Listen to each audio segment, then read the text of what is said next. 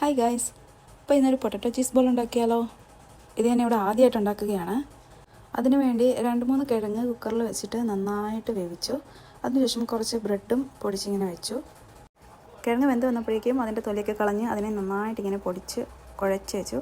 അതിലേക്ക് കുറച്ച് പൊടിയും കുറച്ച് മുളക് പൊടിയും മല്ലിപ്പൊടിയും ഉപ്പും പിന്നെ ആ പൊടിച്ച് വെച്ചിരുന്ന ബ്രെഡിൻ്റെ കുറച്ച് ക്രംസും പിന്നെ ചീസും ഇത്ര ഇട്ടിട്ട് നന്നായിട്ട് മിക്സ് ചെയ്തിട്ട് ഇങ്ങനെ ബോൾ പോലാക്കിയിട്ട് അതിനുള്ളിൽ ഇങ്ങനെ ചീസ് സ്റ്റഫ് ചെയ്ത് വെച്ചു.